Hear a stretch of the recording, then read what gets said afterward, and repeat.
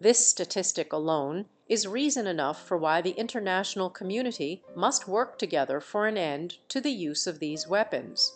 She was adored by millions, misunderstood by many, and silenced far too soon. But what if everything you thought you knew about Princess Diana's life and her death was only part of the story?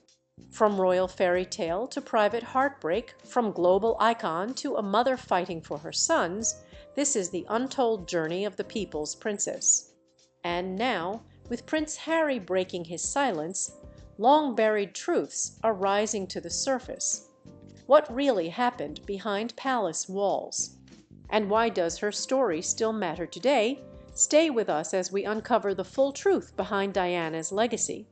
Before she became known as the People's Princess, Diana Spencer was simply a young woman who cared deeply for others. Despite her royal status, what really set her apart was her genuine compassion. Whether she was meeting patients in hospitals, visiting people who were homeless, or comforting children in need, Diana showed up with empathy. Not just out of duty, but out of something far more personal, authentic care. Throughout her time in the public eye, Diana supported countless charities and causes. But what made her involvement different wasn't just the sheer number of organizations she worked with. It was how she connected with the people behind them. From 1989 to 1996, she worked with a variety of charities focused on some of the most vulnerable groups in society. These included young people experiencing homelessness, individuals recovering from addiction, and elderly people in need of comfort and company. She was known to visit hospitals and care homes without much notice, sometimes even without a camera crew. Staff members at several facilities spoke of how she would often hold hands with patients, sit at their bedsides, and ask simple questions about how they were feeling. It wasn't a performance. It was personal. In a world where so many public figures are surrounded by PR teams and staged photo ops, Diana's approach felt refreshingly real. One of her most impactful roles was as president of Great Ormond Street Hospital for Children. This wasn't just a ceremonial title. Diana became a familiar face there, spending time with sick children and supporting their families through emotionally overwhelming periods. She had a way of making even the most frightened children feel at ease, whether through a reassuring smile or just being present in the room. Former hospital staff and parents often described her presence as calming and gentle, like a light in the middle of very dark moments. Diana also had a strong interest in the arts and believed in nurturing young talent. She supported organizations like the Natural History Museum, the Royal Academy of Music, and the Royal Academy of Dramatic Art. Through these roles, she offered encouragement to young musicians, performers, and artists, many of whom said her attention gave them the confidence to continue pursuing their dreams. She saw potential where others might not have looked, and she didn't shy away from putting her name and her time behind causes that needed visibility. Her work wasn't limited to the UK. In 1988, Diana became a patron of the British Red Cross and supported their international efforts in countries like Australia and Canada. She brought attention to global humanitarian efforts, using her position not for self-promotion, but to highlight ongoing needs that might otherwise go unnoticed. Those who worked with her during these efforts often said that she wasn't afraid to step into difficult or uncomfortable situations. Whether it was holding hands with patients suffering from infectious diseases or visiting war-torn regions, Diana's focus was always on making people feel seen. She was also deeply involved with Barnardo's, a charity that helps vulnerable children and young people. Starting in 1984, Diana worked closely with the organization to support families in crisis. At one event, she helped raise funds for new mothers and babies through the Chester Child Birth Appeal, helping the charity collect over £1 million. Those who were there say her sincerity made donors open up their hearts and their wallets. But Diana's legacy isn't just about the number of charities she supported or even how much money she helped raise. It's about the way she made people feel. In interviews conducted years after her passing, many people who met Diana, even just once, said the same thing. She made them feel important, that their story mattered, that someone was listening. People noticed how she would break traditional royal protocol. She didn't always wear gloves when meeting the public because she believed in the power of human touch. She hugged patients, crouched down to children's eye level, and walked through minefields to bring attention to landmine victims. These weren't just acts of kindness. They were moments of quiet defiance, showing that empathy should never be hidden behind formality. While the royal family has long supported charitable causes, Diana's style was distinct. She didn't keep a formal distance. She didn't just cut ribbons and move on. She lingered, she connected, and people responded to that in a way that reshaped the public's perception of what a royal could be. Years later, her sons, William and Harry, have spoken about how these values shaped them. Both princes have carried on their mother's legacy in different ways, supporting mental health initiatives, veterans organizations, and social justice causes. Prince Harry, in particular, has mentioned how much he admired his mother's bravery in being emotionally open and standing up for people who often had no voice. When people talk about Diana today, they rarely start with the titles, they start with the stories. Stories of kindness, of unexpected hugs, of surprise visits, and moments that stayed with ordinary people for a lifetime. She wasn't perfect, and she never pretended to be. But in a world filled with expectations, rules, and appearances, she chose to lead with her heart. And that's what people remember. Although her family held aristocratic titles and lived in grand homes, Diana's early life was far from easy. Before she was born, her parents lost a baby boy, which had a lasting impact on the family. When Diana arrived, her parents had been hoping for a male heir to carry on the family name, and it reportedly took them a week to decide on her name. These early disappointments set a complicated tone for Diana's relationship with her family. As a young child, Diana lived in a world shaped by royal traditions and expectations. She played with Prince Andrew and Prince Edward, the younger brothers of Prince Charles, and she saw the inner workings of royal life up close. But inside her own home, things were far more unstable. Her parents' marriage was falling apart. Their arguments were frequent and often overheard by the children. When Diana was just 7, her parents divorced. The split deeply affected her. A particularly difficult memory for her was being separated from her mother, who lost the custody battle. Diana would visit her on weekends, and every Sunday night she would cry when it was time to return home. The emotional toll of these experiences left a mark on Diana. Friends and family would later describe her as sensitive and deeply affected by the emotional currents around her. When her father remarried in 1976, Diana's life took another difficult turn. Her stepmother, Reine, Countess of Dartmouth, was not well liked by Diana or her siblings. They nicknamed her Acid Reine and resented her presence in the household. According to Diana, their relationship remained strained for years. In her teenage years, Diana experienced another personal shock. One day, in 1978, she had a strong feeling that something terrible might happen to her father. The very next day, he suffered a brain hemorrhage. While he survived, it was a frightening and destabilizing time. Making it worse, Reine reportedly kept the children away from his bedside during his recovery. Despite the sadness at home, Diana found moments of joy at school and in her efforts to grow up and become independent. However, academics weren't her strength. She struggled to pass her O-levels, which are important school exams in the UK. After failing them, she left school at 16. Though she lacked formal qualifications, She had a strong desire to find her own path and make a life for herself outside the shadow of her family.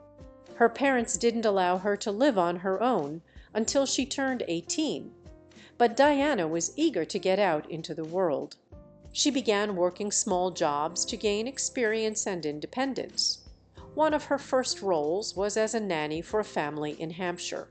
Later, she attended a finishing school in Switzerland, but she didn't stay long. When she returned to London, she moved into a flat with a few friends and began taking steps toward building a simple, grounded life. She signed up for cooking classes and worked in a kindergarten as a nursery assistant. She also taught dance to young children, a job that brought her a great deal of joy. It was during this time of early independence that fate intervened.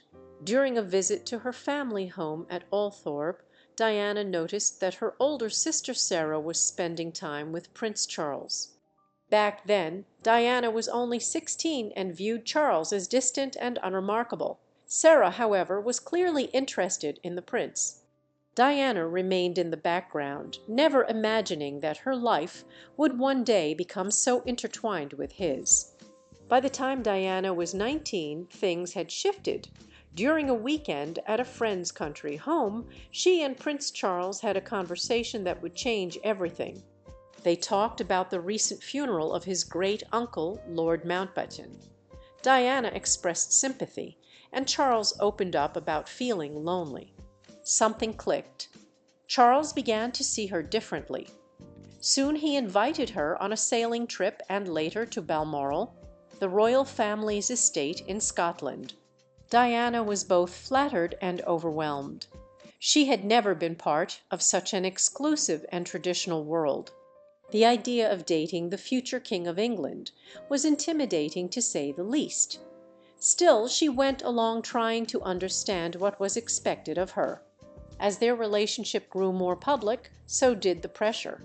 At the time, Camilla Parker B.S. was also part of Charles's social circle.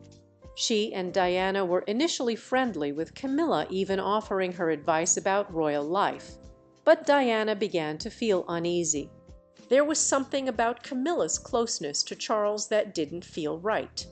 Eventually, Diana confronted the reality that Camilla had a far more significant role in Charles's life than anyone had told her. Despite these doubts, Charles proposed and Diana accepted. It was a moment that should have been joyful, but for Diana it was complicated. She was young, uncertain, and already feeling the emotional weight of what life in the royal family would mean. Still, she said yes, and the announcement was made public on February 24, 1981. Her engagement ring, a large sapphire surrounded by diamonds, instantly became iconic. Once the engagement was official, Diana moved into Clarence House and later into Buckingham Palace to begin preparations for the wedding and her future role. It was a difficult transition. The palace, though majestic, felt cold and impersonal. Diana missed her job at the nursery and the freedom she had just begun to enjoy. She also found it difficult to adjust to royal protocols, the lack of privacy, and the constant scrutiny. One of the first major events she attended was a charity ball, where she met Princess Grace of Monaco. Diana, feeling anxious and overwhelmed, confided in Grace about her fears. Grace's response was kind but clear. Royal life would be hard, and Diana would need to be strong. As the wedding approached, Diana's doubts grew stronger. She found a bracelet that Charles had made for Camilla, engraved with their nicknames Fred and Gladys. She also overheard a conversation between them that confirmed the depth of their connection. It was a painful discovery. Diana considered calling off the wedding, but felt trapped. When she turned to her family for support, they told her it was too late to back out. On July 29, 1981, the world watched as Diana walked down the aisle at St. Paul's Cathedral. She was just 20 years old. The event was televised and watched by millions around the globe. Her dress, complete with a long train and veil, became one of the most memorable in royal history. But behind the smiles and pageantry, Diana was carrying a heavy burden of fear and uncertainty. There were small signs that not everything was perfect. She stumbled over Charles's name during the vows, and both bride and groom appeared nervous. They also made a subtle change to the traditional vows, leaving out the line where the bride promises to obey the groom, a choice that was unusual at the time and would be widely discussed. The early days of the marriage were difficult. Their honeymoon, a time usually reserved for intimacy and bonding, turned out to be cold and disconnected. Diana would later describe feeling abandoned during those early weeks. Charles, often absorbed in books or distracted by other interests, seemed distant. They were constantly surrounded by staff, making it hard for the couple to connect in private.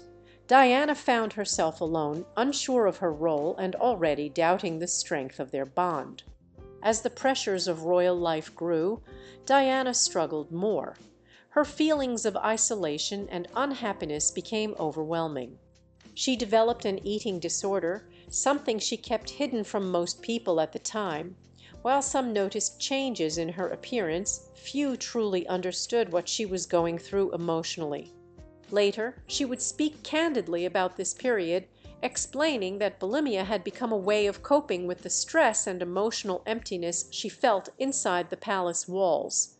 One of the biggest sources of her pain was the presence of Camilla Parker Bes. From the very beginning of Diana and Charles's marriage, Camilla remained a part of Charles's life.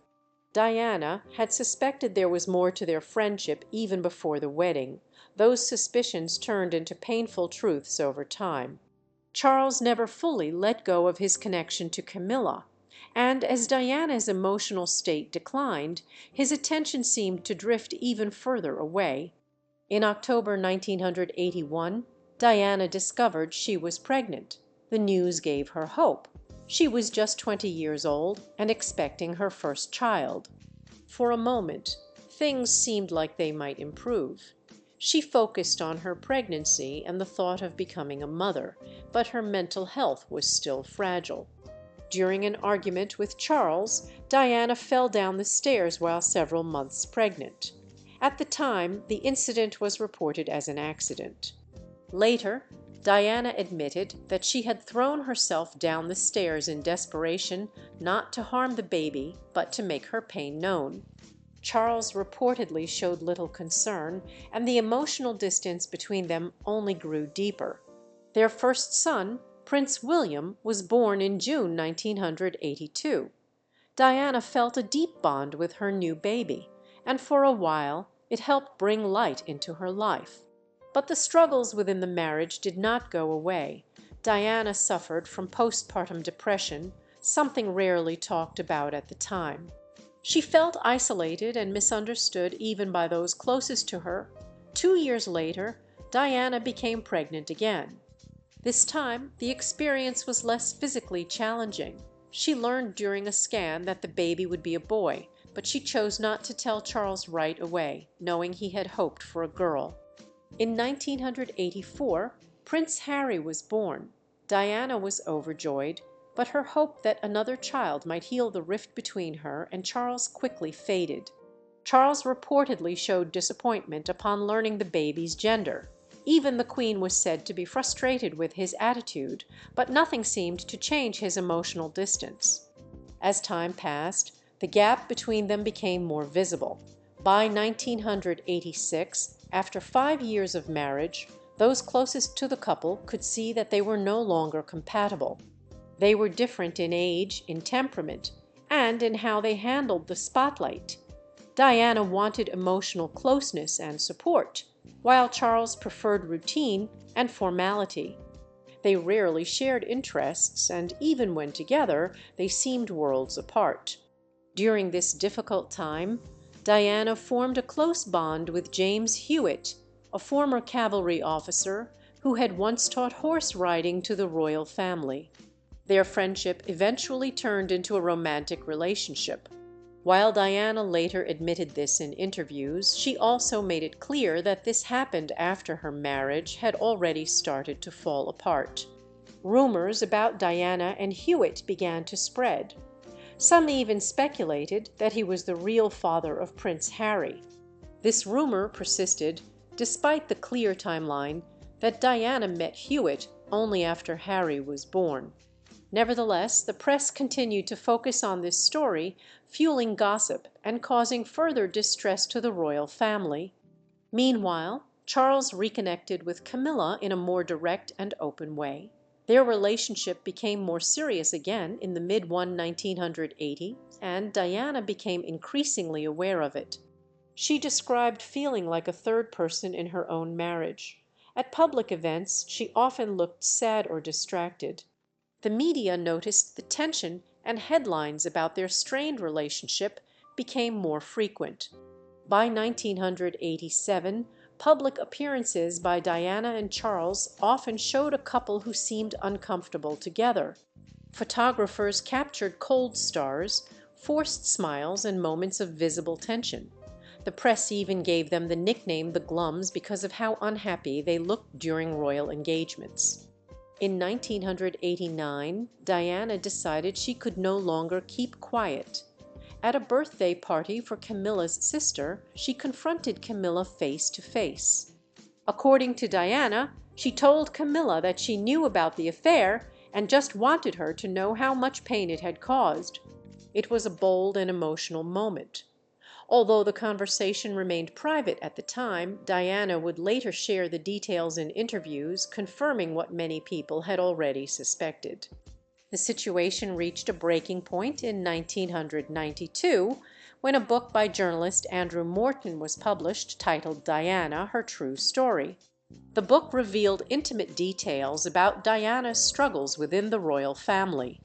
At first, it was believed that the book was based on interviews with her friends, but after Diana's death, it was revealed that she had secretly recorded her own thoughts and experiences for the author. These recordings gave the public a raw and honest glimpse into her private life. The revelations in the book were shocking. Diana spoke about her eating disorder, her loneliness, and her knowledge of Charles's affair with Camilla. The monarchy was shaken.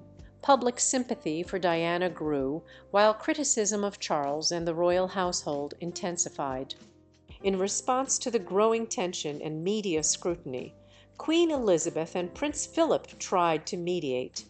They arranged private meetings with Charles and Diana in an effort to repair the marriage. Prince Philip even wrote letters to Diana asking her to try to see Charles's point of view and consider reconciliation.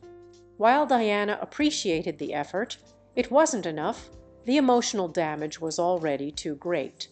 Finally, on December 9, 1992, Prime Minister John Major announced in the House of Commons that Prince Charles and Princess Diana had officially agreed to separate. They would continue their royal duties, but live separate lives. Though they remained legally married for a few more years, the relationship was effectively over. Their separation marked the end of a chapter that had begun with such public celebration. What had started as a fairy tale ended in sadness and disillusionment. But for Diana, this period also marked the beginning of something new, a chance to rediscover who she was outside of the royal role.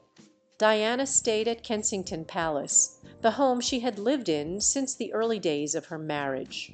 It became a place of comfort and stability. Though she gave up the title Her Royal Highness as part of the divorce agreement, she retained the title Princess of Wales and remained closely connected to the causes she cared about. From September 1996, Diana began paying her own expenses, managing her office and private staff on her own terms. She was still allowed to use some rooms at St. James's Palace and had access to royal planes when traveling with her sons, but much of her life was now firmly under her own control. There were rumors that Diana might move back to her childhood home at Althorpe, but this never happened. Her brother Charles Spencer had promised the estate's garden house to someone else, and Diana felt that Kensington Palace was the right place for her. Despite the changes in her royal status, she remained one of the most recognizable and admired women in the world. She continued her work with charities, but with more freedom to choose how and where she could make an impact. Diana focused her efforts on fewer causes, allowing her to become more deeply involved. She continued supporting those affected by HIV and AIDS, leprosy, and homelessness. And she drew global attention to the issue of landmines. Her decision to walk through an active minefield in Angola in 1997, wearing body armor and a visor, was a powerful symbol of her courage and her willingness to take risks for the causes she believed in. She also maintained a network of close friendships. Among her friends were celebrities like Elton John, George Michael, Liza Minnelli, and designer Gianni Versace. These relationships provided her with comfort and joy outside of her public duties. When Versace was murdered in 1997, Diana attended his funeral, a visibly emotional moment that showed how deeply she felt his loss. During this time, Diana's personal life was a subject of intense media interest. In 1995, she began a relationship with Hasnat Khan, a British Pakistani heart surgeon. Unlike many people in her world, Khan was known for being shy, private, and completely uninterested in fame. Diana reportedly called him Mr. Wonderful and referred to him as the love of her life. Their relationship lasted for nearly 2 years. Mostly out of the spotlight, as Diana went to great lengths to protect his privacy. They would meet in secret, sometimes with Diana wearing disguises, and she would visit him at his hospital. Friends later said she had considered converting to Islam and moving to Pakistan to be with him, but the relationship eventually ended. Hasnat Khan later said during an inquest that it was Diana who chose to break things off, realizing that their different lifestyles made a long-term future together unlikely. Not long after the end of her relationship with Khan, Diana began seeing Dodi Fide, the son of Egyptian billionaire Mohammed Alid. Their relationship was highly publicized and followed closely by the media. During the summer of 1997, Diana and Dodi were often photographed together on holiday, including aboard his family's yacht in the south of France. While the exact nature and seriousness of their relationship still debated, it was clear that Diana was attempting to enjoy a life away from royal restrictions, even if it meant being followed by the press at every turn. On the night of August 30th, 1997, Diana and Dodi were in Paris. They left the Ritz Hotel late at night, trying to avoid the paparazzi who had been following them throughout the day. Their car, driven by Henry Paul, left the hotel just after midnight. Moments later, it crashed in the Pont l'Alma tunnel. Henry Paul and Dodi Fed died at the scene. Diana was critically injured and died a few hours later in hospital. She was 36 years old. The world was stunned. News of her death spread quickly and triggered an outpouring of grief unlike anything seen before. People around the globe mourned her as if they had lost a close friend or family member. Crowds gathered outside Kensington Palace and other royal residences, leaving flowers, cards, and personal notes. The scale of the response was overwhelming, and it was clear that Diana's death had touched people on a deeply emotional level. In the days that followed, the royal family faced public criticism for their handling of the tragedy. Many people felt they were too silent, too distant. The Queen, who had stayed at Balmoral with Princes William and Harry, eventually addressed the nation on September 5th. In a rare live broadcast, she paid tribute to Diana as an exceptional human being and said she spoke as both a queen and a grandmother. On September 6th, Diana's funeral took place at Westminster Abbey. It was one of the most watched events in television history. Over 30 million people in the UK alone tuned in, and around 2.5 billion people watched from around the world. The sight of Princes William and Harry walking behind their mother's coffin alongside their father, Prince Charles' grandfather, Prince Philip, and Uncle Charles Spencer, became one of the most unforgettable images of that day. Charles Spencer's eulogy, in which he spoke about Diana's warmth, kindness, and commitment to her sons, received a standing ovation. Elton John performed a rewritten version of "Candle in the Wind," which he had first written for Marilyn Monroe. This version, adapted for Diana, became one of the best-selling singles of all time. In the years following her death, Diana's legacy only grew. She became a symbol of compassion and courage, someone who broke away from tradition to connect with people on a human level. Her work with AIDS patients, her advocacy for landmine victims, and her openness about mental health helped shape public conversations that were once avoided. For Prince Harry, the loss of his mother was life-changing. At just 12 years old, he was expected to walk behind her coffin in front of millions, an experience he later described as deeply traumatic. In interviews, he has spoken about how he struggled for years to process his grief.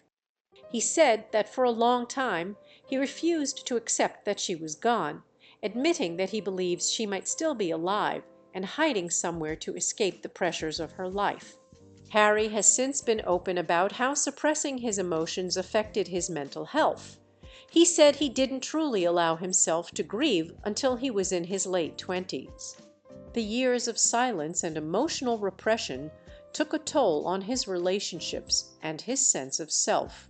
Both he and Prince William have spoken about the impact of losing their mother and the pressure to stay composed in the public eye. More recently, Prince Harry has used his platform to advocate for mental health support, drawing from his own experience. He's emphasized the importance of seeking help, talking openly about trauma, and breaking the stigma around mental illness. In doing so, he has helped ensure that his mother's legacy of openness and compassion continues. Diana's life, though cut short, left an undeniable mark. She changed how the public saw the royal family, how people talked about mental health, and how public figures could use their influence for good.